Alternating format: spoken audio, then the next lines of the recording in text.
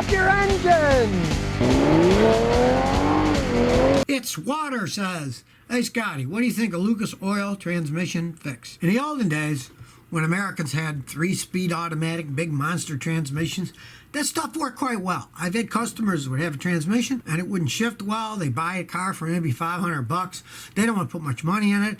I'd say drain out 1 quart of fluid, put 1 quart of the Lucas transmission fix, and it can fix the transmission. It would actually shift better. But transmissions has evolved a long way since then. And some of the modern vehicles, you can't put that stuff in. It's not compatible with the fluids, especially if you're talking about a CVT transmission. The modern CVT transmissions don't put anything in those except the fluid that they came with. So it's something that worked pretty good in the past for worn-out transmissions, but modern cars, not so much, because they become much more specific of what kind of fluid they use, and the ways that they work are so radically different that something like that, not only will it not work, sometimes it'll cause damage over time. Ellie Al-Rawi says, Scotty, what do you think of Ford extended warranty? I have a Ford Explorer 2017 all-wheel drive V6. All right, extended warranties of any sort, I am not a fan because they are insurance policies. And when something big breaks, they're always going to try to find a way not to pay for the damage. Like when my house got hit by a hurricane decades ago, then they admitted there was $35,000 of damage and they cut me a check for $3,500 because they're, well, this is depreciation. Oh, it was during a hurricane. Read the fine print.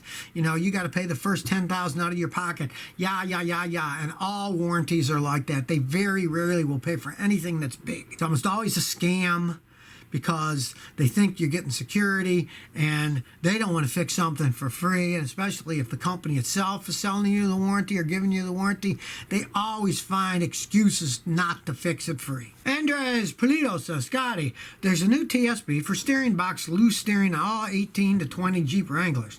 Dealership won't do it for me because my Wrangler's lifted. What do you think about all this?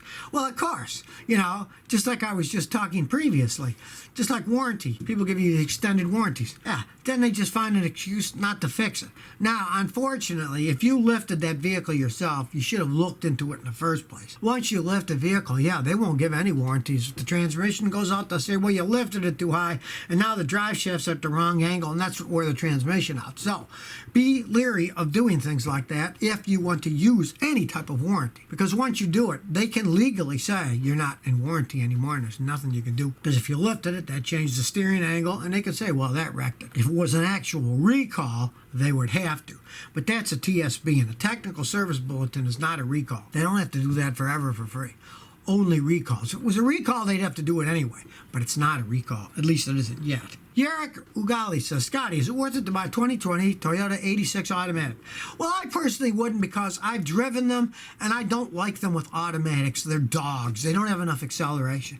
And of course, realize a Toyota 86 is not a Toyota. It's really a Subaru. It's a Subaru with a 4-cylinder boxer engine. I'm not particularly a boxer engine fan. It was a nice size engine that fit in small spaces, which was a great design like 100 years ago, but it isn't anymore. So Toyota just doesn't want to make a little sports car, so they're buying them from Subaru. If you like it, go ahead. You know, they're decent cars. Just realize they are not Toyotas. They're Subarus. And I don't like the automatics. If you're thinking about buying one, road test one first. Because personally, I find them, they don't even get out of their own way. They're too slow with an automatic transmission. Marcus Coates says, is a Jeep Grand Cherokee a good car, mainly the newer ones? No. They were okay in the olden days when they're big old heavy vehicles with V8 engines, that they were gas hogs, but they could last quite some time. But since Fiat has taken over Chrysler, the quality has gone. And the new ones, I would never advise anybody to buy one of those things. They're just money pits as they age. Don't waste your money on one. If you really want one, get an old one that was restored, because they kind of hold their values, and they were solid built vehicles.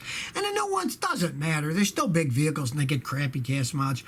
Don't believe any of the ratings they give you. They get a lot lower than what they're rated for. MTW Zika says, 2006 Nissan Sentra, SER, automatic. Any thoughts? I'm not a fan of the late model ones, but 2006, now that was 6 years after Nissan was taken over or merged with Renault. But they hadn't ruined the company yet. I got customers with those 6s, and they were still decent vehicles. Now, if it was 2016 or newer, I'd say run as fast as you can. They're garbage. But back in 2006, they were okay. But it's a 15-year-old vehicle now. If you're thinking about buying one, don't pay much. It's not worth much. It's an old car, and it's an old Nissan Econobox.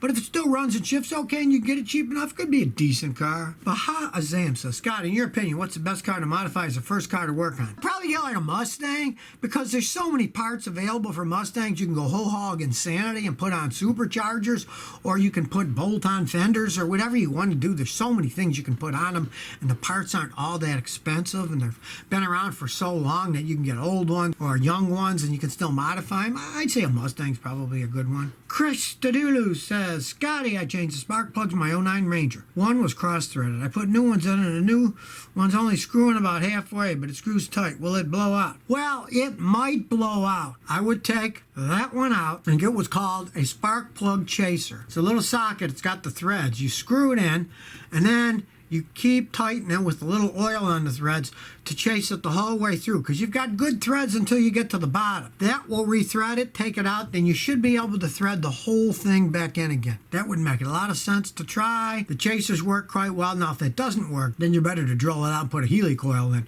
because halfway isn't right. It will eventually blow out. DJX says, I have an '08 Impala that stalls when I push on the gas. What do you think it could be? If it's sitting there idling okay, but you push on the gas and it stalls, first thing you want to do is just change the fuel filter. A dirty or clogged fuel filter can do that. Very easy thing. Check the spark plugs. If they're worn, they can do that. Even a clogged air filter can do that. Start with the simple stuff.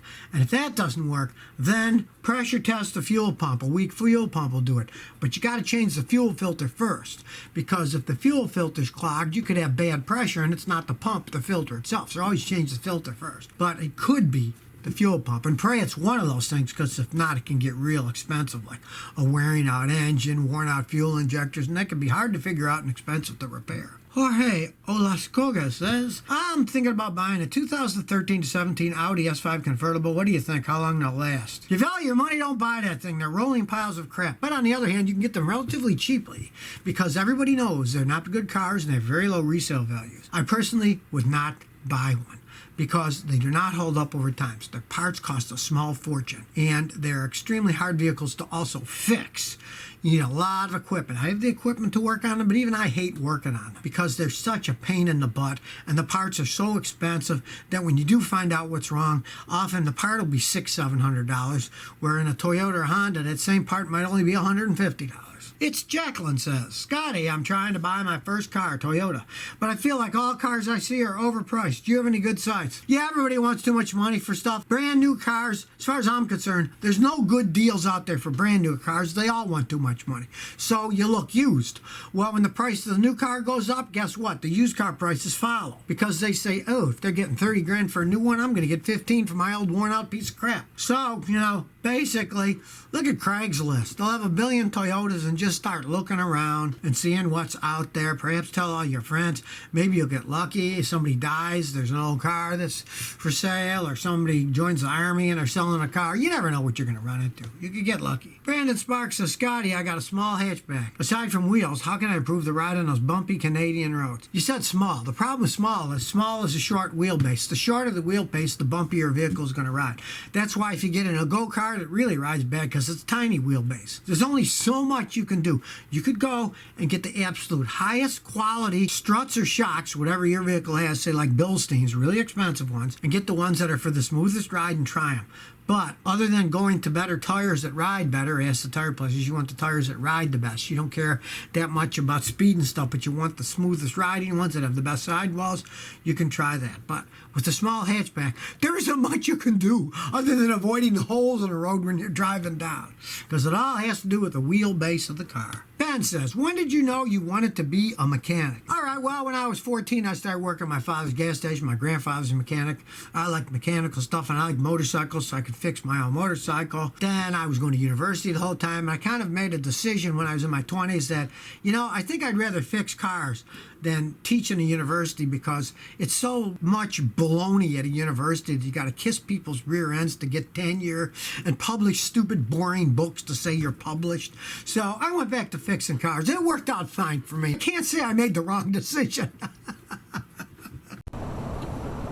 So if you never want to miss another one of my new car repair videos, remember to ring that bell.